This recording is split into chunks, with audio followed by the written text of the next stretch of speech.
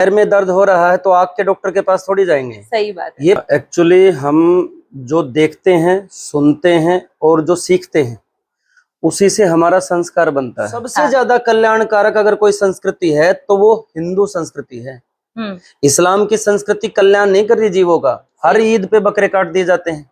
तो जो रोग हमारे देश को, हमारी संस्कृति को लग रहा है, उस रोग की सही पहचान पहले होना जरूरी है ताकि उसका ट्रीटमेंट अच्छे से फॉलो किया जाए। तो जो इस्लामिक ईसाइयत के रोग हमारे देश में लग रहे हैं और हमारा समाज इनके बारे में कुछ जानता नहीं है, तो हम अपेक्षा करते हैं जैसे हम हैं वैसे ही दूसरे वाला है। लेकिन जब माता पिता भी संगठनों में नहीं है, लड़की भी संगठनों में नहीं है, तो जब वो लड़की फंस जाती है तो माता पिता अपनी बेइज्जती के डर से पलायन कर जाते हैं। मछली उसको भोजन समझ के उसको पकड़ती है और जाल में फंस जाती है। ऐसे ही सस्ते लेबर रेट में हम उनके जाल में फंस जाते हैं। और मंडी तक ले जाने वाला और उसको रिटेल करने वाला जो चैन है वो विधर्मी की है। उस इकोसिस्टम को बनने में टाइम लगा है, उसको निष्प्रभावी करने में टाइम लगेगा। नमस्कार मित्रों, केम छो बधा? तमारा माटे दरेक वखते कंईक नवुं, दरेक वखते अनोखुं। आजे मारी साथे छे कर्मयोगी स्वामी कर्मयोगीजी। हिंदू धर्म अने सनातन धर्मना प्रखरता આજે ગુજરાતમાં ને રાજકોટ ખાતે આવેલા છે। અત્યારે રાતના 1:15 વાગ્યો છે અને મારી સાથે બેઠા છે। એમનો ટેમ્પો કેવો છે તો તમને ખબર જ પડી જશે। આપણે એમની સાથે હવે પછીનો જે વાર્તાલાપ છે એ હિન્દીમાં કરીશું, કારણ કે હિન્દીમાં વધારે ફેમિલિયર છે। कैसे हो स्वामी जी? जी जी मैं ठीक हूँ। स्वामी जी, आपका आज का पूरा वक्तव्य हमने सुना और जो हिंदुइज्म की बात है, जो हिंदुस्तान की संस्कृति की बात है, जो कल्चर की बात है, वो आप इतने शानदार तरीकों से बात करते हो। इतने जो बात है ना वो दिल को छू जाती है करके। तो ये जो मूल है वो कहाँ से आप में से, यहाँ का प्रेरणा स्रोत क्या है? एक्चुअली हम जो देखते हैं, सुनते हैं और जो सीखते हैं उसी से हमारा संस्कार बनता है। हाँ। तो हम ऐसे माहौल में रहे हैं जहाँ प्रचारकों ने आके बलिदानियों की कथाएं सुनाई हैं, वैसा साहित्य पढ़ा है, वैसा हमने आसपास में देखा है, लोगों को काम करते हुए देखा है। हाँ। हम सभी एजुकेशन सिस्टम से मोटिवेट नहीं हुए हैं, क्योंकि एजुकेशन सिस्टम में तो हमारे बलिदान का एक भी चैप्टर नहीं है। राइट। हमारी संस्कृति रक्षा का, राष्ट्र के ऊपर क्या आघात हुए, इसका कोई चैप्टर नहीं है। लेकिन पूर्व जन्म का कोई संस्कार अवश्य रहा होगा जिसकी वजह से हम ये ऐसी एजुकेशन मिलने के बाद भी इस ट्रैक पर दोबारा बढ़ पाए हैं। सही है। तो मैं इसको ईश्वर के पूर्व जन्म के संस्कार ही मानता हूँ कि हम दोबारा से उस जो है मिशन का भाग बन पाए। सही है। आप जो हिंदुइज्म का नारा है आपका, कि जो आज हम अपना कल्चर छोड़ते जा रहे हैं, वेस्टर्न के तरफ जा रहे हैं, और उसके से भी ज्यादा जो विधर्मी है वो हमारे कल्चर में आके उसका ध्वंस कर रहे हैं, तो उसका एक्शन प्लान आपके दिमाग में क्या है? देखिए, उसका एक्शन प्लान सबसे पहले ये है, जब हमें कोई भी बीमारी लगती है, हाँ, तो जब हमें बीमारी के लक्षण पता होते हैं तब हमें पता होता है कि किस डॉक्टर के पास जाना है। पता होना चाहिए कि आंख में पेन है तो आंख का स्पेशलिस्ट कौन है। अब पैर में दर्द हो रहा है तो आंख के डॉक्टर के पास थोड़ी जाएंगे। सही बात है। ये तो जो रोग हमारे देश को, हमारी संस्कृति को लग रहा है, उस रोग की सही पहचान पहले होना जरूरी है ताकि उसका ट्रीटमेंट अच्छे से फॉलो किया जाए।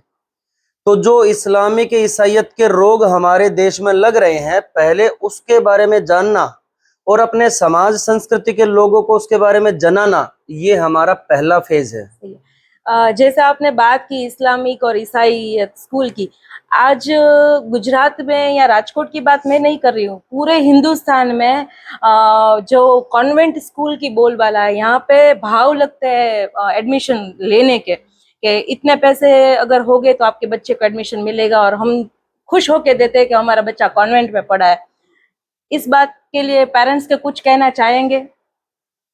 देखिए, हमको बहुत ही प्लानिंग से हमारे माइंडसेट में ये बात भरी गई है कि जो पैसा ज्यादा कमाएगा वो सक्सेसफुल है, ना कि जो हम राम जी को पूजते हैं लेकिन राम जी ने पैसा तो नहीं कमाया। हम कृष्ण जी को पूजते हैं लेकिन कृष्ण जी पैसा कमाने के कारण महान थोड़ी हैं। हाँ। हम शिवाजी महाराज या भगत सिंह, कल बलिदान दिवस है उनका, तो जितने भी फ्रीडम फाइटर्स हैं हम उनको ग्रेट क्यों मानते हैं? क्या उन्होंने पैसा कमाया था? हमारे माइंडसेट में ये बात भरी गई है कि हम जितना पैसा ज्यादा कमाएंगे समाज उतने ही हमको सक्सेसफुल रूप में मानेगा। ये है फिक्स्ड माइंडसेट और ये हमारे पतन का कारण है। हमको ये जीवन पैसा कमाने के लिए नहीं मिला है। हमसे अच्छे तरीके से सारे संसार के जीव जंतु खाते हैं, पीते हैं, जीवन जीते हैं। हमको ये मिला है सारे जीव जंतुओं के कल्याण के लिए, और वो हम मानते कुछ हैं और बनना कुछ चाहते हैं। तो सबसे ज्यादा कल्याणकारक अगर कोई संस्कृति है तो वो हिंदू संस्कृति है। इस्लाम की संस्कृति कल्याण नहीं कर रही जीवों का। हर ईद पे बकरे काट दिए जाते हैं। पूरा ईसाईयत के अंदर देख लीजिए, वो पूरा का पूरा मीट का इतना बड़ा कारोबार कर रहे हैं। लेकिन हिंदू संस्कृति चींटी को भी आटा खिलाती है, मछली को भी रोटी खिलाती है, गाय को भी रोटी खिलाती है, हाथी को भी चारा खिलाती है। मतलब कौवे से लेकर के, चिड़िया से लेकर के हाथी तक, हर एक जीव जंतु के भरण पोषण के लिए हिंदू संस्कृति हमको उद्यत करती है। इसलिए हमको अपने बच्चों के अंदर मैन्युफैक्चरिंग में, स्कूलों में, कॉलेजों में हिंदू संस्कृति के पाठन व्यवस्था, धर्म शास्त्रों की व्यवस्था पढ़ानी चाहिए। अभी पूरी रिसर्च उठाकर देखिए, जितने जितने बच्चों को कॉन्वेंट में पढ़ाया जाता है वे बुढ़ापे में अपने माँ बाप को छोड़ के यूएस से भाग जाते हैं। सही है। एक महिला मुंबई में अपने घर में 6 महीने तक उसकी घंटी बजती रही, किसी ने नहीं खोला। जब उसका बेटा यूएसए से आया तो उसका कंकाल पड़ा हुआ था। 6 महीने से कोई देखने वाला ही नहीं। करोड़ों का फ्लैट है, लेकिन बच्चे छोड़कर चले गए हैं। गुरुकुल के अंदर या धर्म संस्कृति, हिंदू संस्कृति को मानने वाला जो बालक होगा वो अपने माँ बाप की बुढ़ापे की लाठी बनता है। ये है हमारी एजुकेशन सिस्टम और हम पर थोपी गई एजुकेशन सिस्टम का परिणाम। सही है। बहुत बहुत क्लियर आंसर है आपका। ये सभी पेरेंट्स को सुनना चाहिए। और जो भी बच्चे कॉन्वेंट स्कूल में पढ़ रहे हैं उसका भविष्य क्या होने वाला है वो आपके सामने ये पूरी व्यवस्था स्वामी जी ने रख दी है। स्वामी जी, एक और बात है, जैसे हम गुजराती है और हमको धंधा अपना पसंद है, ठीक है, लेकिन एक व्यवस्था के भाग रूप से आप जो बोल रहे हैं कि ईसाई और इस्लामिक जो लोग हैं उसको हमको रोजगार पे रखना पड़ता है, क्योंकि एक ट्रेंड है कि अगर हमारा उत्सव है, हमारे जो त्योहार है, तो वो लोग काम करेंगे। तो आप जैसे आज का आपका जो वक्तव्य था उसमें से मैंने ऐसा महसूस किया कि जैसे वो लोग हमारे साथ आते हैं, काम करते हैं, ऐसा नहीं है, वो हमारा काम सीखते हैं और हमारे साथ में कंपटीशन में खड़े होते हैं। तो ये बात को लेकर आप गुजरात के व्यापारी को कुछ कहना चाहेंगे? देखिए, मछली पकड़ने के कुछ तरीके होते हैं। मछली को कांटे के अंदर केचुआ या ऐसा फूड मटेरियल लगाया जाता है जिससे मछली को ये भ्रम हो जाए कि ये मेरे खाने की वस्तु है। हाँ। और उसको पानी में फेंक दिया जाता है। फिर शांति से जो शिकार करने वाला आराम से बैठता है। मछली उसको भोजन समझ के उसको पकड़ती है और जाल में फंस जाती है। ऐसे ही सस्ते लेबर रेट में हम उनके जाल में फंस जाते हैं, उनको सारा काम धंधा समझाते हैं, पूरे मॉनिटरिंग और सुपरविजन उसके हाथ में दे देते हैं, और फिर उसके बाद वो अपने गुंडों बदमाशों को ला करके हमको हमारे बिजनेस से हटाकर कैप्चर कर लेता है। ये ठीक वैसे ही होता है जैसे हम मछली पकड़ते हैं। सही है। ऐसे ही हमारे जितने भी बंधु जो व्यापार करते हैं, धंधा करते हैं, वो सस्ते लेबर में एक बार तो लालच में फंसते हैं, फिर सस्ते लेबर में अपना पूरा बिजनेस चौपट करवा देते हैं। यही कैराना में हुआ, यही कश्मीर में हुआ, यही बंगाल के अंदर हुआ, यही केरल में हुआ, और यही अभी पानीपत के अंदर, नॉर्थ इंडिया के अंदर, गुजरात के अंदर ऐसा ही हो रहा है। वो धीरे धीरे आपके यहाँ आ रहे हैं, सोनी बाजार में सुनार के काम में घुस रहे हैं, आभूषणों को साफ कर रहे हैं, और जैसे ही मौका लगता है सोना लेके भाग जाते हैं। आप ढूंढते रहते हैं, ढूंढते रहते हैं। हर एक हफ्ते की एक कहानी है जी, यहाँ की। जी, ठीक है। ये बात तो हुई व्यापारियों की, और एक टॉपिक पे मैं आपसे एक बात करना चाहूंगी जो आज का बहुत हॉट टॉपिक है, लव जिहाद। जी, ठीक है। बच्चियों, जैसे 14-15 साल की बच्ची को अपना अच्छा बुरा समझ में नहीं आता, लेकिन माँ बाप से बढ़ के कोई और अच्छा लगे, कोई और की बात माने, ऐसे भ्रमित ये लोग करते हैं, या ऐसे एक्सप्लॉइट करते हैं, ब्लैकमेल करते हैं, उसका वीडियोस ले लेते हैं, फोटोग्राफ्स ले लेते हैं, इंटरनेट ऊपर डालने की बात करते हैं। तो ये सबसे बच्चियों को कैसे बचाया जाए? क्योंकि इस बात पे माँ बाप लाचार हो जाते हैं अपने बच्चे उसका भविष्य पूरा उसको डामाडोल दिखाई देता है, कभी कभी तो डेथ मिलती है। तो ये सबसे कैसे बचाए? देखिए, इसमें मैं ये कहना चाहूंगा आपको, हमारा जो समाज है, उस समाज में हम नवरात्रि का आयोजन करते हैं। हमारे समाज के अंदर इस प्रकार की कोई त्रुटि नहीं होती है कि लड़कियों के साथ ऐसा मिसबिहेव करना है। हाँ, और हमारा समाज इनके बारे में कुछ जानता नहीं है, तो हम अपेक्षा करते हैं जैसे हम हैं वैसे ही दूसरे वाला है। सही। जब हम किसी के लिए बुरा नहीं कर रहे तो दूसरा हमारे लिए बुरा क्यों करेगा? इसीलिए हम ये जन जागरण अभियान चलाते हैं कि जिसको हम मनुष्य समझ रहे हैं वो दानव है, वो राक्षस है, उसको यहाँ पर भेजा गया है ये ट्रेनिंग दे करके। जितनी भी बड़ी बड़ी महंगी महंगी जिम हैं, उन जिम के अंदर वो ट्रेंड करके भेजे जाते हैं ताकि हाई प्रोफाइल महिलाओं को अपने जाल में फंसाकर हाँ। उनके प्रोटीन या उनके फाइनेंस को कैप्चर किया जा सके। वो एक पूरी ट्रेनिंग है, पूरा षड्यंत्र है, पूरी एक कॉन्स्पिरेसी है जिस पर एक पूरा इकोसिस्टम काम करता है। उसमें मौलवी भी है, मदरसा भी है, पॉलिटिशियंस भी है, उनके पैसा लगाने वाले लोग भी हैं। ये सारे मिलकर इस पूरे रैकेट को चलाते हैं और इस रैकेट के पीछे बड़ा इकोसिस्टम काम करता है। हमको इससे बचना है तो सबसे पहले इसको जानना और इस इकोसिस्टम को ध्वस्त करने के लिए ऐसा ही एक सिस्टम तैयार करना जिसमें अगर थोड़ी सी भी भनक पड़ जाए तो लड़की को सिक्योर करना और उसको दंड देने के लिए हमको अपने आप को शक्तिशाली बनाना पड़ेगा। सारे काम पुलिस नहीं करेगी, सारे काम वकील नहीं करेंगे। हिंदू सोसाइटी के भी कुछ ड्यूटीज हैं, वो हमको पूरी करनी पड़ेगी। आपने जैसे बताया कि लड़कियों को अलर्ट होना पड़ेगा, माँ बाप को अलर्ट होना पड़ेगा, सोसाइटी को अलर्ट होना पड़ेगा, लेकिन फिर भी एक हिस्सा ऐसा है कि जिसमें जैसे कोई गरीब घर की लड़की है, ठीक है, उसने कुछ देखा ही नहीं अपने लाइफ में, कि वो झोपड़ी में रह रही है, उसके पास अच्छा कपड़े नहीं है और अच्छा फोन नहीं है करके, तो वो लोग एक लालसा देते हैं, जैसे वो हनी ट्रैप पूरा अरेंज होता है करके। तो यहाँ से लड़कियों को बाहर लाना लगभग नामुमकिन हो जाता है। तो इस बात पे क्या कहेंगे?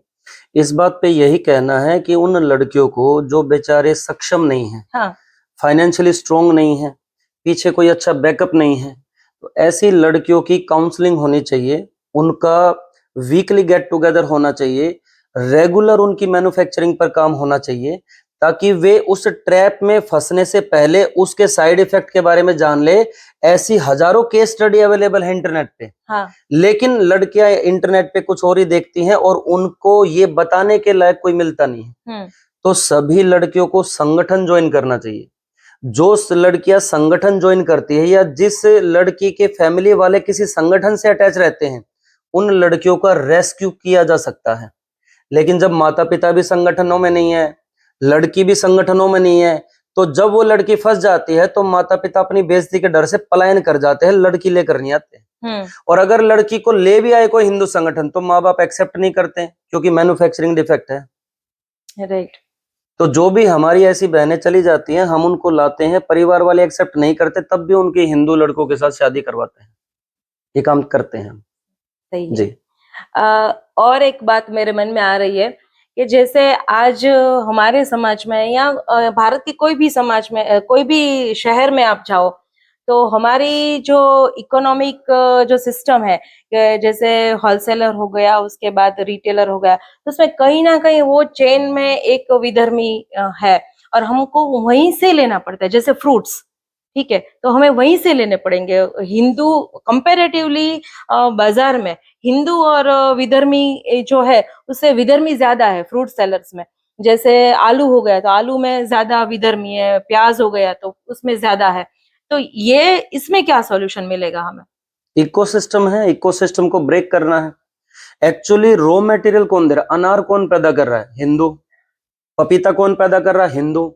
लेकिन उससे खरीदने वाला और मंडी तक ले जाने वाला और उसको रिटेल करने वाला जो चैन है वो विधर्मी की है। तो हमें इस प्रकार के लोग खड़े करने होंगे जो डायरेक्ट किसान से लेकर के और अपने मंडियों से उसको सेल करें। ऐसा कई जगह चल गया है। पपीते में टोटल उनका कॉपीराइट है, पैदा कर रहा है हिंदू, लेकिन खरीदने से लेकर बेचने तक पूरा पपीता केवल और केवल विधर्मी के पास है। ऐसे ही अनार भी यहाँ पैदा होता है, नासिक के अंदर अलग चीजें पैदा होती है, आम कहीं पर होता है। उस इकोसिस्टम को बनने में टाइम लगा है, उसको निष्प्रभावी करने में टाइम लगेगा। लगेगा। ये एक दिन का काम नहीं है। लेकिन इस पर काम किया जाएगा तो एक दिन ये जरूर होगा। ठीक हो जाएगा। आपकी बात से पूरी तरह से सहमत हूँ कि अगर आज एक कदम चलाएंगे, एक सीढ़ी का पहला पायदान अगर हमने सर कर लिया तो ऊपर तक जरूर पहुंचेंगे। आपकी बात जो वे में आप बात कर रहे हो, जिस तरीके से आप लोगों को बात समझा रहे हो, आई एम 100% श्योर कि ये बात लोग जरूर समझेंगे। और मैं आशा रखती हूँ कि आज के बाद जो लोग ये पॉडकास्ट देख रहे हैं वो हिंदू से ही सामान ले और हिंदू को ही बेचे। ये पूरा इकोसिस्टम में हमें जागरूक होने की जरूरत है। अगर हम ये सीढ़ी का पहला पायदान अगर चढ़ गए तो सीढ़ी का आखिर छोर हमारा ही होगा। क्यों? नहीं, मैं इसमें एक बात कहूंगा। हाँ, बेचना सबको है, तो खरीदना हिंदू से है। तो अपना सारा सामान उनको बेचना है, लेकिन उनसे कुछ खरीदना नहीं है। ये बिल्कुल क्लियर रहना है। या ठीक है। ठीक है। तो बहिष्कार का मतलब ये नहीं है कि ना उनको बेचना है ना खरीदना, नहीं, बेचना उनको भी है। हाँ, और महंगे में बेचना है। अगर कोई चीज हमारे पास में है तो हम अपने को 10 रुपए की देंगे, पर उसको 20 की देनी है। ठीक है, लेकिन खरीदना अपने से ही है। हाँ, ये युद्ध की नीति है। हाँ, इसको फॉलो करना है। सही है। पूरा चक्रव्यूह आपने रेडी किया है, हमको सिर्फ इसमें काम करने की जरूरत है। आई विश ये बात सबको याद रखनी है। और आज से H for Hindu, H for Hindustan, ये हिंदुस्तान हमारा है, ये गुलसिता हमारा है। इसको अगर बाग बना के रखना है तो आपको ये नीति फॉलो करनी ही पड़ेगी। Thank you so much. फिर मिलेंगे। धन्यवाद।